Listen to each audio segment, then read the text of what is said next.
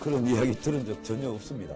제안이 안 온 걸 가지고 뭐 제가 뭐라고 말씀드리기도 그렇습니다만은 뭐 생각 없습니다. 예. 야당은 야당대로 역할이 있다고 생각합니다.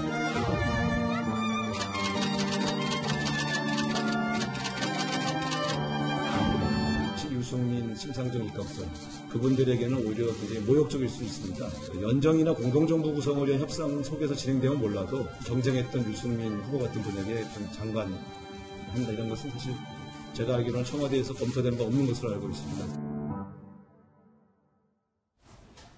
자, 각 당에서는 입각설에 대해서 어떻게 받아들이고 있을지 궁금합니다. 그래서 저희가요, 이정미 정의당 원내 수석 부대표와 전화로 연결을 해놨습니다. 안녕하십니까? 네, 안녕하세요. 이정미입니다. 네. 자, 심상정 전 후보가 이 노동부 장관 영입설, 제안설, 이 뉴스가 오늘 오전에 굉장히 돌았습니다. 이 내용에 대해서 본인은 뭐라고 얘기를 하던가요? 오늘 우상호 원내대표께서 네. 입각설은 사실이 아니다. 청와대에서 전혀 검토한 바가 없다고 공식적으로 말씀을 하셨습니다. 그렇죠. 당으로도 그와 관련된 어떤 논의도 지금 제한이 없었고요. 네.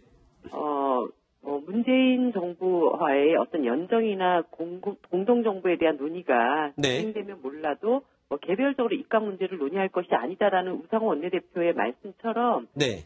개별적으로 입각 문제에 대해서 검토를 하거나 그럴 사안은 아니라고 보고요. 네.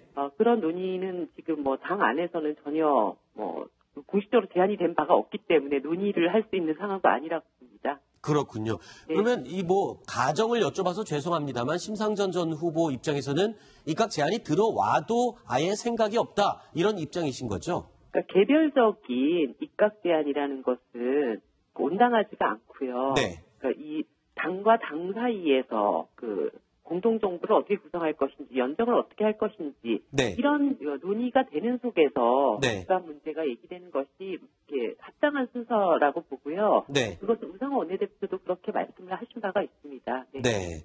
자, 지금 말씀하신 대로 앞으로 그러면 연정을 어떻게 나갈지 이런 부분에 대해서는 고민을 많이 하고 계실 것 같은데 앞으로 문재인 정부와 어떤 식으로 합을 맞춰 나갈지 좀 계획이나 나오는 이야기들이 좀 있습니까? 어쨌든 지금 9년 만에 정권 교체가 이루어졌고 네. 국민들이 이 정부가 성공해서 그동안 고통과 시름들을 좀 많이 해결해 줬으면 좋겠다. 이런 요구들이 강하지 않습니까? 네. 그리고 오늘 또 공항공사 비정규직 1만 명을 정규직화하겠다는 결정도 있었는데 네. 이렇게 대선 기간 동안에 문재인 대통령께서 공약하신 내용들이 잘 이행이 될 수 있도록 네. 저희들이 협력할 것은 최대한 협력하고 또 개혁의 견인차 역할을 할 수 있는 부분이 있다면 저희들의 노력을 더 하겠다. 이런 원칙적인 입장에 있다는 것. 네. 그것이 지금 정의당의 공식적인 입장입니다. 네, 알겠습니다. 자, 이정미 의원님 오늘 전화 연결 응해 주셔서 고맙습니다. 네, 감사합니다. 네. 자, 잠시 전화 연결 상태가 고르지 못한 점 양해 말씀드리겠습니다. 자, 그리고 바른정당의 입장은 어떨까요? 오신환 수석 부대변인과도, 수석 대변인이죠. 죄송합니다. 수석 대변인과도 전화가 연결이 되어 있습니다. 안녕하십니까? 네, 안녕하세요. 오신환입니다. 네. 자, 오늘 지금 입각설에 대해서 오전 내내 시끄러웠었는데 유승민 전 후보 같은 경우는 어떤 입장이고 어떤 얘기를 하든가요? 물론 본인이 분명히 밝히긴 했지만요.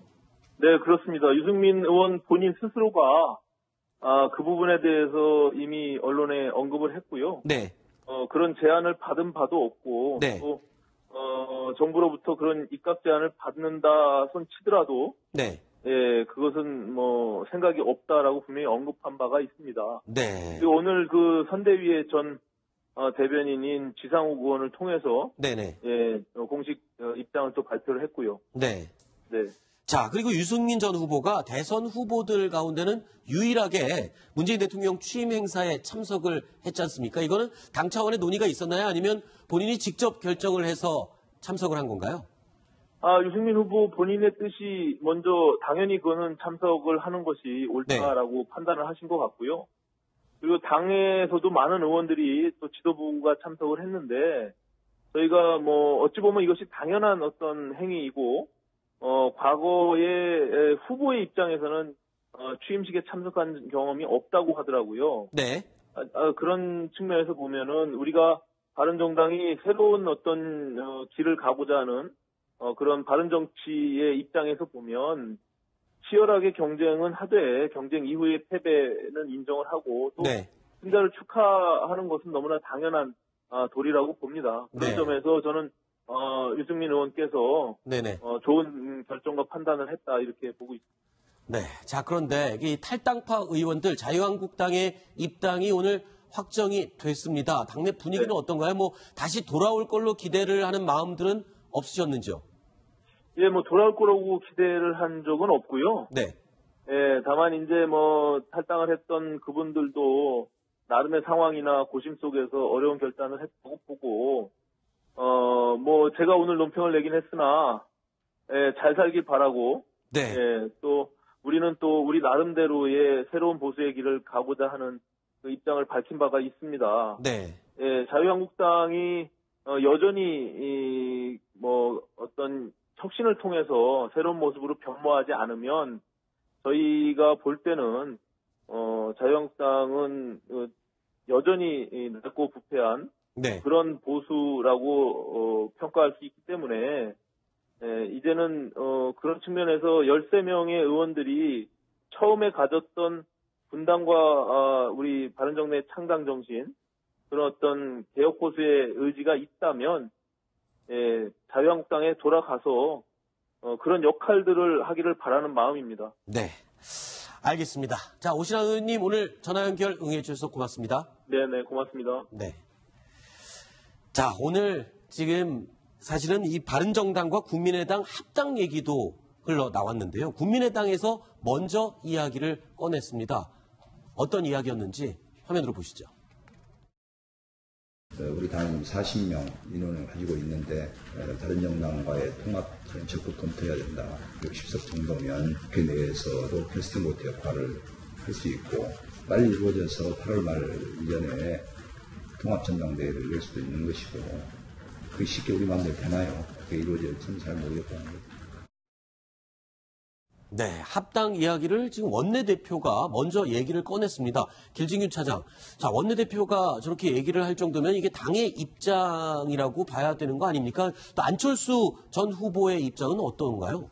지금 원내대표라는 직위를 가지고 얘기했기 때문에 상당히 당의 무게가 실린 거 아니냐라는 그렇죠. 그런 생각을 할 수밖에 없고요. 그것 때문에 오늘 하루 종일 국민의당이 아주 혼란스러웠습니다. 그렇지만 전체적으로 의견을 물어보면 원내대표가 조금 다소 경솔한 발언을 한 것 아니냐. 아, 그러면 개인적인 의견이었습니까? 그렇습니다. 당하고 충분히 논의가 되지 않은 상황에서 얘기를 한 거고요. 네. 지금 뭐 오늘 박지원 전 국민의당 대표 같은 경우도 지금 뭐 화면 나오고 있지만 이번에 페이스북에 올리고 네. 말을 했지 않습니까? 대선 때 바른정당과 후보 단일화 논의 과정에서 제가 단일화에 걸림돌이 된다면 탈당하겠다라고 네. 했지만 성사되지 못했다 이러면서 바른정당 후보와의 단일화 얘기를 꺼내긴 했었는데요. 네. 그렇지만 지금은 자강할 때다. 연대 네. 연합이 필요할 수 있지만 지금 당장 통합을 논의하기는 이르다라고 오늘 분명히 박지원 전 대표도 얘기했고요. 많은 의원들이 네. 정의당도 마찬가지고 바른정당도 마찬가지지만 대선 패배 직후에 바로 통합을 꺼내드는 것은 네. 스스로의 패배와 그 당의 정체성을 다 버리는 일이기 때문에요. 네. 통합 논의가 어쩌면 내년 지방선거 이전에 이루어질지는 모르겠습니다. 네. 그렇지만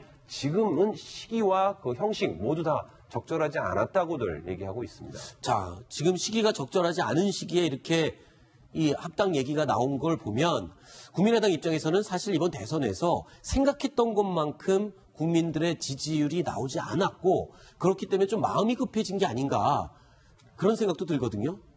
제가 주승용 원내대표의 그 속내까지는 그렇죠. 말하기는 어렵고요. 네네. 그렇지만 많은 주승용 의원도 호남 지역구를 가지고 네. 있고요. 지금 호남 의원들 같은 경우는 이번 대선에서 상당히 압도적으로 기대에 못 미치는 성과를 얻었습니다. 그 압도적으로 더불어민주당이 승리하면서 지역구 상황이 아주 어려운 상황이거든요. 아하. 존재감이 좀 많이 떨어졌죠. 네. 그러다 보니 많은 아이디어를 지금 구상하고 있습니다. 우리가 그럼 생존하고 다음 2018년 지방선거 그리고 길게는 2020년 총선 때 어떻게 생존을 해서 이 정당을 더 키울 것인가 네. 그리고 본인의 정치적 이상을 어떻게 더 키울 것인가 이런 문제에 대해서 많은 논의가 오가고 있기 때문에 네. 그 논의 과정에서 한번 생각해 볼 수 있는 아이디어 정도인지는 모르겠습니다만 지금 당장 실행하기에는 네. 바른정당도 아마 받아들이기 어려울 겁니다. 알겠습니다.